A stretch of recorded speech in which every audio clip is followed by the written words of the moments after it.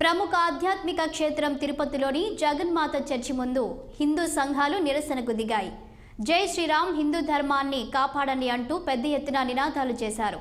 హిందూ సంఘాలు 2 రోజులకు ముందు జరిగిన క్రిస్మస్ వేడుకలకు చర్చిలో పెయింట్ వర్క్ నిర్వహించారు. చర్చి ముందర గోడకి హిందూ ధర్మం సంబంధించిన చిత్రం ఉండడంతో హిందూ సంఘాలు తీవ్రంగా వ్యతిరేకిస్తున్నాయి. ఇక ఇదే అంశంపై మరింత సమాచారం జగన్మాత చర్చి నుండి మా ప్రతినిధి గిరినాథ్ రెడ్డి అందిస్తారు. తిరుపతిలో అయితే మనము జగన్మాత చర్చి వద్ద ఉన్నాం.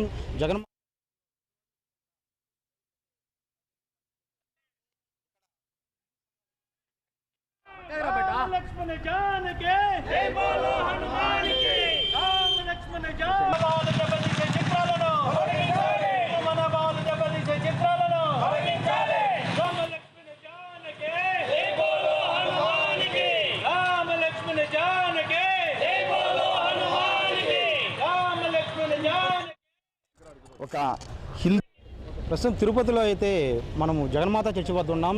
జగన్మాత చర్చిలో 2 రోజుల క్రితం కూడా క్రిస్టియన్స్ వేడుకలు అయితే జరిగిన పరిస్థితి అయితే ఉంది. అయితే ఇక్కడ కొంతమంది హిందూ సంఘాలు అయితే నిరసన తెలియజేస్తున్న పరిస్థితి అయితే ఉంది. జై శ్రీరామ్ అంటూ కూడా సరే నినాదాలు చేస్తున్నారు. అసలు ఎందుకు చర్చి ముందు వచ్చి నినాదాలు చేయాల్సిన ఒకసారి తెలుసుకుందాం. చెప్పండి, అసలు ఎందుకు మీరు చర్చి ముందు వచ్చి జై శ్రీరామ్ అని నినాదాలు చేస్తున్నారు?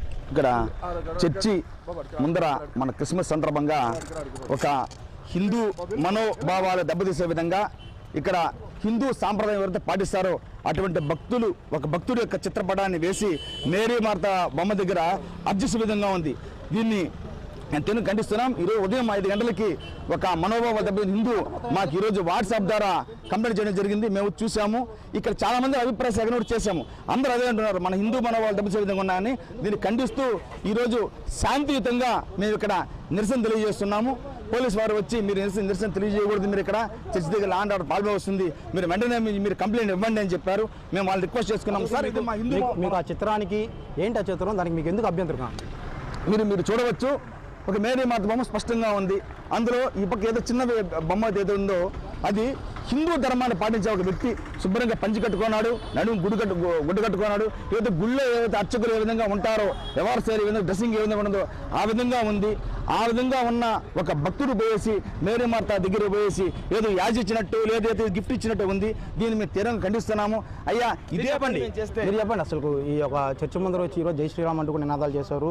అదేవిధంగా అక్కడ ఉన్న ఆ బొమ్మను తొలగించాలని సార్, ఆ చిత్రాన్ని చూస్తే అసలు మీకు ఏమనిపిస్తుంది?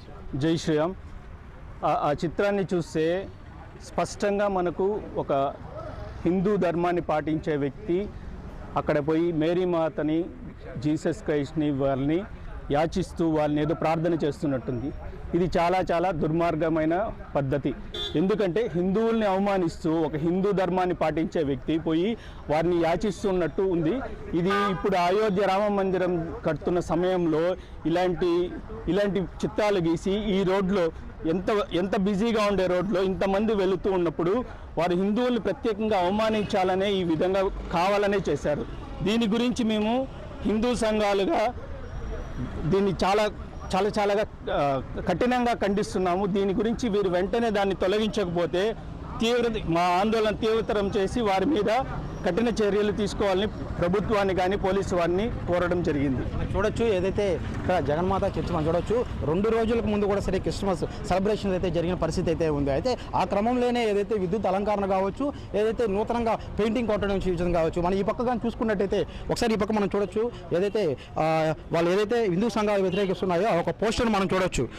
ఏదైతే మేరీ మాత దానిపైన ఏదైతే యేసుక్రీస్తుని తీసుకోవచ్చిన పక్కన ఏదైతే పంచకట్టులో ఉన్నటువంటి మనం చిత్రం చూస్తున్నాం.